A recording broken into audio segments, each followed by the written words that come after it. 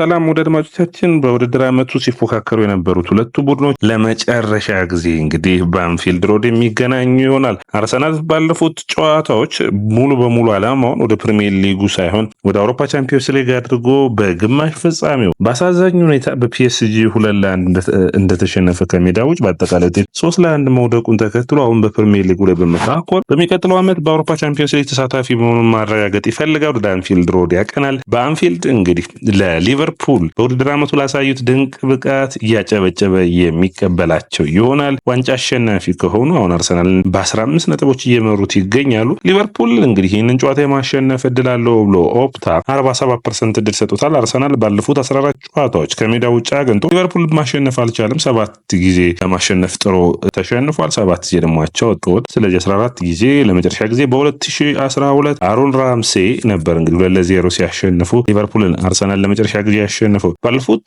እንግዲህ ጨዋታዎች አርሰናል ሊቨርፑልን በአንፊልድ አግኝቶ በቀላል ሁኔታ ካሸነፈ በጣም ብዙ ጊዜ ሆኖታል። ማይክል አርቴታ ከአርነ ስሎት የሚጠበቅ ተጠባቂ ጨዋታ ነበር። ወደ ዓመቱ መጀመሪያ አካባቢ ከአርሰናል ጋር ተጠባቂ ጨዋታቸውን አድርገው ነበር በአርሰናል ሜዳ ማለት ነው። ነገር ግን ያኔ አቻ ነበር የተለያዩት። አሁን እስከ ሜዳቸው ውጭ ምን አይነት ነጥብን ያስመዘግባሉ የምናየው ይሆናል። ወደ አድማጮቻችን በእናንተ አስተያየት የጨዋታው ኮከብ ወይም ስለ ጨዋታው ምን ታስባላችሁ? የጨዋታ ውጤቱንስ ምን ያክል ይሆናል ብላችሁ ታስባላችሁ? ኮሜንት መስጫ ቦክስ ላይ አስቀምጡልኝ። ይህ ያያ ስፖርት ነው። ላይክ፣ ሼር፣ ኮሜንት ሰብስክራይብ ማድረጋችሁን አትርሱ። የእናንተ ላይክ፣ ሼር፣ ኮሜንት ሰብስክራይብ ብዙዎቹ ጋር እንድንደርስ ያግዘናል። ወደ አድማጮቻችን እንግዲህ የፒኤስጂ ጨዋታ በአርሰናል ላይ እንግዲህ ፓሪስ ሴንት ጀርመን የእንግሊዝ ፕሪሚየር ሊግ ቡድን የሆኑትን ሊቨርፑልን ቀድሞ ጣለ። ከዛ ሊቨርፑል በኋላ አስቶን ቪላ፣ ከአስቶን ቪላ አርሰናልን ጥሎ ለፍጻሜ ደርሷል። አርሰናሎች እንግዲህ በሰፊ ልዩነት በሚባል ነው በሁለቱ ጨዋታዎች 3-1 በአጠቃላይ ውጤት የተሸነፉት። አርሰናል 39% እንግዲህ ተቆሙ ኳሶች ጎሎች እየተቆጠሩበት ይገኛሉ። ይህንን መቀነስ ከማይክል አርቴታ አርሰናል ላይ ይጠበቃል። ባለፉት እንግዲህ 31 ጎሎች ተቆጥሮባቸው 12 ተቆሙ ኳሶች ነው የነበሩት። ይህንን ጥንቃቄ የሚያስፈልግ ነው። ባለፈው ሳምንት በሁለቱ የቻምፒዮንስ ሊግ ጨዋታዎች አጋማሽ ላይ ወይም ደግሞ በመሃል እንግዲህ በርንማውዝን ገጥመው በሜዳቸው 2-1 የተሸነፉበት ጨዋታ ማይክል አርቴታን የሚያስቆጭ ነበር። ነገር ግን ብዙ የአርሰናል ደጋፊዎች የአውሮፓ ቻምፒዮንስ ሊግን ታርጌት በማድረግ ያንን ጨዋታ ብዙ ግድ አልነበራቸውም። አሁን ግን እያንዳንዱ ነጥብ ማሸነፍ እና ከአውሮፓ ቻምፒዮንስ ሊግ ከቶፕ 5 ፉክክር መውጣት ይፈልጋሉ። አርሰናል እንግዲህ በ35 ጨዋታዎች 67 ነጥብ ላይ ይገኛል። ቀጣይ ከሚያገጥማቸው 3 ጨዋታዎች ሁለቱም ማሸነፍ የሚችል ከሆነ ወደ አውሮፓ ቻምፒዮንስ ሊግ በአስደሳች ሁኔታ ማለፉን የሚያረጋግጥ ነው የሚሆነው። እንግዲህ ሊቨርፑል ዋንጫውን ካሸነፈው በኋላ ባለፈው ሳምንት በቼልሲ ተሸንፏል። ያ ጨዋታ ዛሬም እንግዲህ በአርሰናል የሚሸነፍ ከሆነ ሊቨርፑል ከ1997-98 የአርሰናሉ በፕሪሚየር ሊጉ አሸንፎ ቼልሲ በ2005-2006 የጆዜ ሞሪኖ ቼልሲ እነዚህ ሁለቱ ብቻ ናቸው በተከታታይ ዋንጫው ካሸነፉ በኋላ ሽንፈትን ያስተናገዱ። አርነ ስሎት እንግዲህ በአዲስ ቡድን መጠው በጣም በጥሩ ብቃት በሚባል ሁኔታ የርገን ክሎፑን ሊቨርፑል ለዋንጫ ባለቤት አድርገውታል። ስለዚህ ሌላኛው የሚሆነው ደግሞ እንግዲህ በቀጣይ ዓመታቶች ባለፉት 3 ዓመታት በሚባል ሁኔታ ሁለተኛ እየጨረሰ ያለው አርሰናል መቼ ነው ዋንጫ የሚበላው የሚል የመድፈኞቹ ጥያቄ ነው። መቼስ ለውጦች ይመጣሉ? አርሰናል በማይክል አርቴታ ስርስ ምን አይነት ለውጦችን ያመጣል? የሚቀጥለው ውድድር ዓመትስ ምን ይጠበቃል የሚለው የሚጠበቅ ነው የሚሆነው። ነገር ግን ሊቨርፑል በዘንድሮ ውድድር ዓመት በወጥነት በኖቲንጋም ፎረስት ብቻ ነው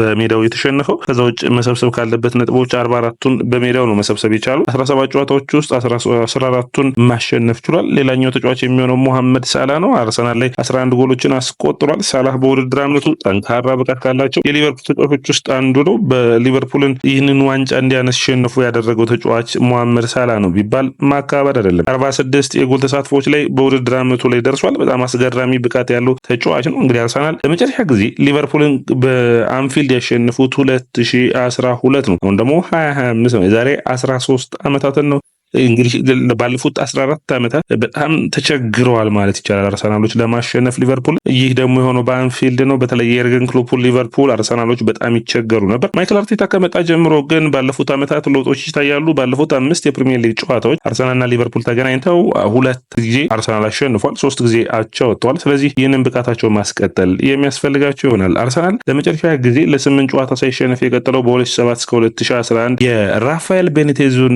ሊቨርፑል ነበር። እንግዲህ በ8 ጨዋታዎች አርሰናልን ማሸነፍ አልቻለም ነበር። ባለፉት 5 ጨዋታዎች ደግሞ የርገን ክሎፕና የአርነ ስሎት ሊቨርፑል አርሰናልን ማሸነፍ አልቻሉም። አርሰናል በቶፕ 6 ቡድኖች ተሸንፎ እንግዲህ ወደ 400 ቀናት ተቆጥሯል። ያንንም ሪካርድ የሚሰብርለት ይሆናል። እንግዲህ ሊቨርፑል በዚህን ጨዋታ በኦፕታ ሱፐር ኮምፒውተር ግምት መሰረት የማሸነፍ ዕድሉ ከፍተኛ ነው። 47% ተሰጥቷል። ለአርሰናል 28%፣ አቻ ደግሞ 25%። በግምት አሰላለፉ የሚሆነው እንግዲህ በሊቨርፑል በኩል በተለይ ባለፈው ሳምንት ያልነበሩትን ተጫዋቾች ወደ ቋሚ አሰላለፍ ይመለሳሉ ተብሎ ይጠበቃል። አሊሰን ቤከር፣ ሮበርትሰን፣ ቨርጂል ቫን ዳይክ፣ ኮናቴ እና ኮነር ብራድሊ የመከላከል መስመሩን ይይዛሉ። እንግዲህ በተለይ ሪያል ማድሪድ ያቀናውን ትሬንት አሌክሳንደር አርኖልድን በዚህ ጨዋታ ላይ የማይኖር ይሆናል። አማካይ መስመር ሪያን ግራቨንበርግ እና ከርቲስ ጆንስ የሚመሩት ይሆናል። ተጠባቂ የሚሆን ነው። ማካሊስተርን በዚህ ቦታ የመሰለፍ እድል ይኖረዋል። ምን አይነት አሰላለፍን ይመርጣሉ?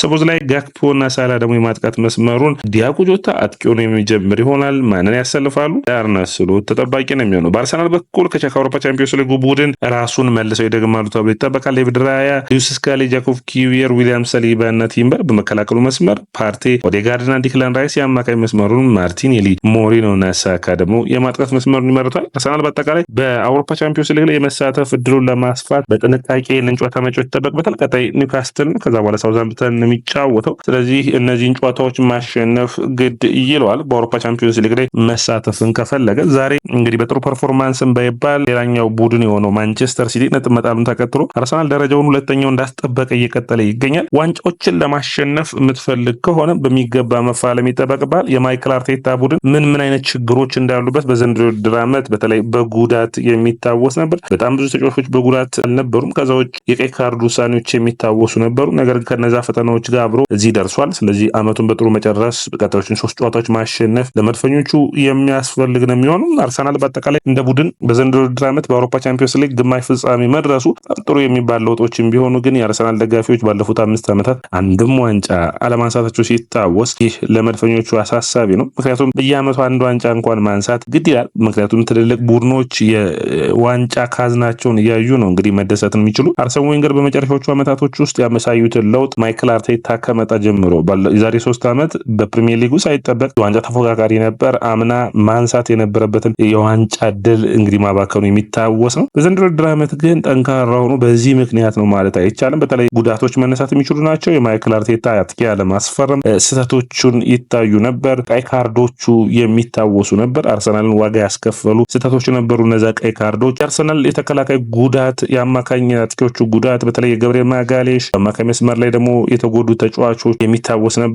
በሙሉ ውድድር ዓመቱ ላይ ከጋማሽ ድረስ በሚባል ሁኔታ ዋይት አልነበረም። በአማካኝ መስመር ላይ ደግሞ የኦዴጋርድ መጎዳት፣ የሳካ፣ ማርቲኔሊ እና እንዲሁም ደግሞ ካይ ሃቨርትዝ መጎዳት በውድድር ዓመት በጣም ብዙ የአርሰናል ደጋፊዎችን ያሳዘነ ነበር። ስለዚህ ይህንን የውድድር ዓመት እንግዲህ ለውጦችን ለማምጣት ሲጠበቅ አንዱ ማርቲን ዙቢሜንዲን በዛሬው እንግዲህ በቃል ደረጃ ሙሉ በሙሉ ተስማምተው ለማስፈረም ከጫፍ እንደደረሱ እና የውድድር ዓመቱ ሲጀምር የመጀመሪያው ፈራሚ እንደሚሆን ይጠበቃል። አንድሬ በርታ እንግዲህ ትልልቅ ስራዎችን ሰርተው በቀጣይ ውድድር ዓመት አርሰናል ያለበትን ጉለቶች ሞልቶ በአውሮፓ ቻምፒዮንስ ሊግ እና በፕሪሚየር ሊግ ላይ ተፎካካሪ የሆነ ቡድንን መልሰው ይዘው ይመጣው ያሳዩናል ወይ የምናየው ነው የሚሆነው። አጠቃላይ በዘንድሮ ውድድር ዓመት ላይ ጠንካራ የሚባለው ቡድን አርሰናል ነበር። በተለይ አምና ከማንቸስተር ሲቲ ጋር መፎካከሩን ተከትሎ በዘንድሮ ውድድር ዓመት ማንቸስተር ሲቲ ነጥቦችን ሲጥል አርሰናል ወደ ዋንጫ ተፎካካሪነቱ ወይም ዋንጫውን የማሸነፍ እድሉን ያሰፋል ተብሎ ይጠበቅ ነበር። ነገር ግን አልተሳካም። ሊቨርፑል ባልተጠበቀ ሁኔታ ይህን ዋንጫ ማሸነፍ ችሏል። እንግዲህ ማይክል አርቴታ አስተያየቱን ሰጥቷል። በተለይ ከፓሪስ ሴን ጀርመኑ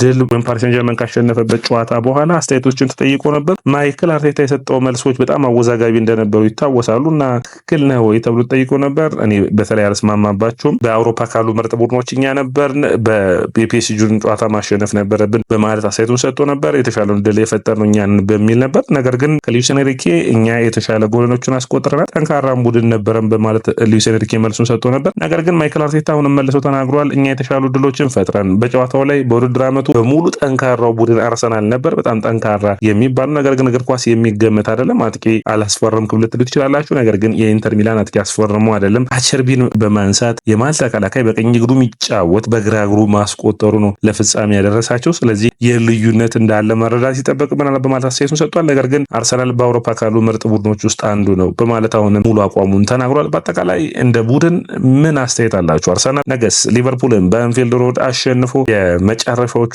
ድሎቹ የሆኑትን ማለትም የአውሮፓ ቻምፒዮንስ ሊግ ተሳትፎን ማግኘት ለአርሰናል በዘንድሮ ውድድር ዓመት ምንም ቀልድ የሌለው ማሳካት የሚጠበቅበት ነው። ሁለተኛ ሆኖ መጨረስ ግድ የሚለው ይመስለኛል። በውድድር ዓመቱ ከሊቨርፑል ጋር በዋንጫ ተፎካካሪነት ሲቀጥል የነበረ ቡድን በአጋጣሚ እንግዲህ ወደ ማንቸስተር ሲቲ፣ ኖቲንግሃም ፎረስት፣ አስቶን ቪላ፣ ቼልሲ እና እንዲሁም ደግሞ ሌሎች ቡድኖች ካሉበት ፉክክር ላይ መመለስ ይጠበቅበታል ብዬ አላስብም። ያንን የሚያደርጉት ይመስለኛል። በአጠቃላይ ውድ አድማጮቻችን ስለ ጨዋታው ምን ታስባላችሁ? እውነት አርሰናልስ የማሸነፍ እድል አለው ብላችሁ ታስባላችሁ? ኮሜንት መስጫ ቦክስ ላይ አስቀምጡልኝ። ይህ የስፖርት ነው። ላይክ፣ ሼር፣ ኮሜንት፣ ሰብስክራይብ ማድረጋችሁን አትርሱ።